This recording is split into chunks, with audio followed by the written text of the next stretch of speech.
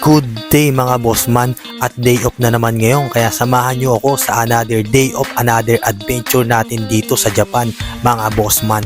Tara dito sa isa sa pinakamagandang falls dito na malapit sa amin, Arco, at samahan nyo na rin kaming mag-hiking at kumain ng ramen dito sa Japan. Pero bago ang lahat, at bago ko ipagpatuloy ang video, baka naman mapalo nyo pa ako at para maningit-take care sa mga susunod kong video.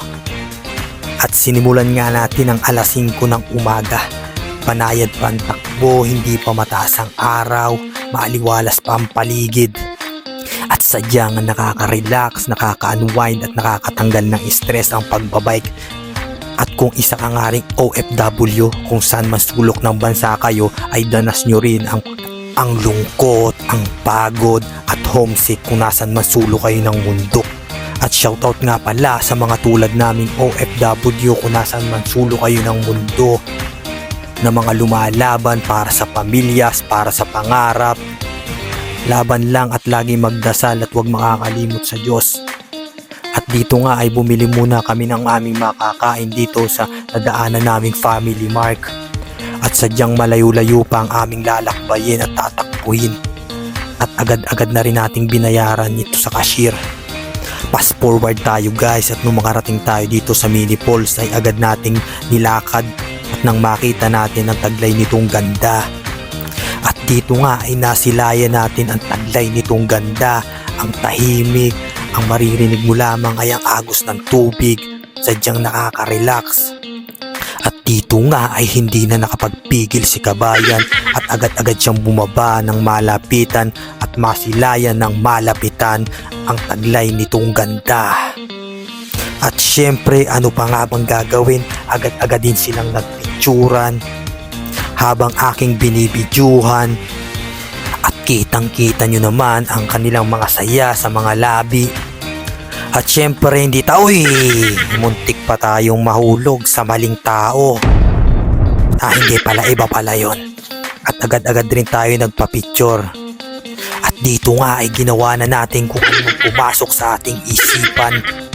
Hala, sige, at talaga naman nag-a-acrobatic pa. At talaga namang hindi pa nakontento at lumapit pa. Uy, oh. Ay. At hindi pa nakontento, pagkatapos sumayaw, nagkumpo-kumpo pa. Yeah.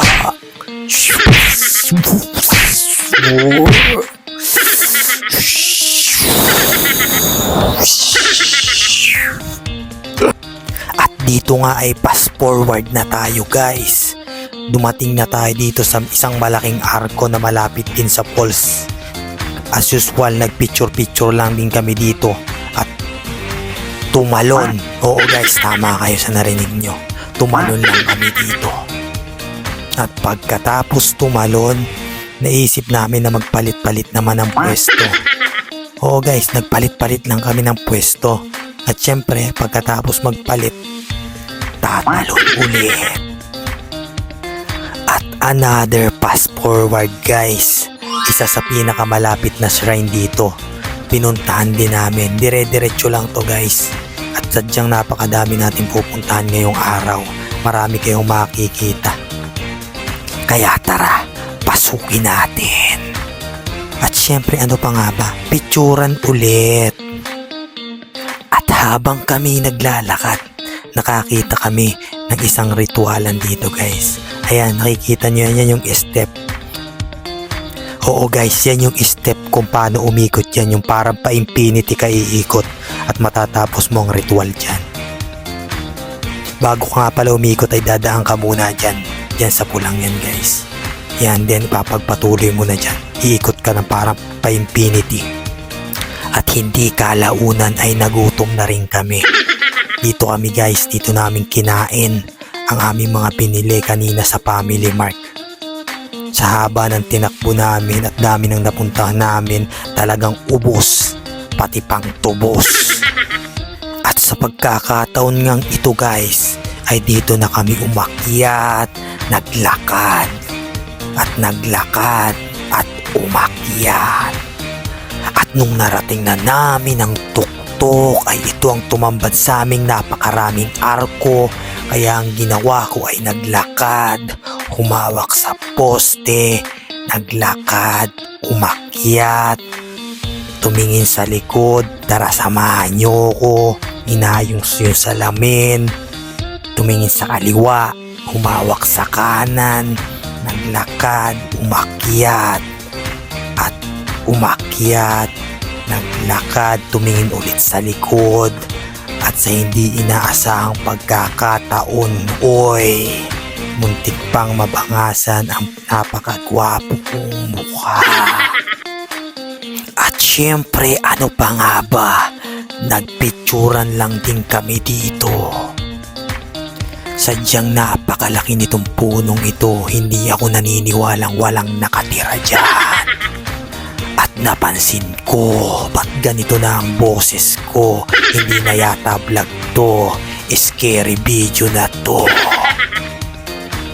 Ayan, kidding aside guys, kung nakikita nyo yung punong malaki, may mga tapal siya. Inaalagaan dito guys. Kahit sira na, tinatapalan nila para hindi masira yung structure para sa mga bibisita at pupunta dito sa temple. At another fast forward guys, tanghaling tapat na nga pala at naisipan naming maghanap ng restaurant na makakainan. At buti na lang sa hindi kalayuan ay mayroon kaming nakitang ramen at fried chicken. Agad-agad kaming umorder dahil sobrang gutom na kami sa pagkakataong ito. At galit na ang mga bulate sa tiyan namin. Salamat at napakabilis ng servings dito. At agad-agad na rin naming nilantakan ang ramen at fried chicken na nasa aming harapan. At dito nga sa pagkakataong ito ay agad-agad ko nang tinikman at medyo napailing pa sa sarap. Higop, sige higop. At dito nga'y patapos na rin ang bidyong ito. At huwag niyong kalimutang i-like and share and follow na rin kung nagustuhan niyo ang bidyong na to. Yun lamang guys. Love and peace out. Annyeong gozaimasu.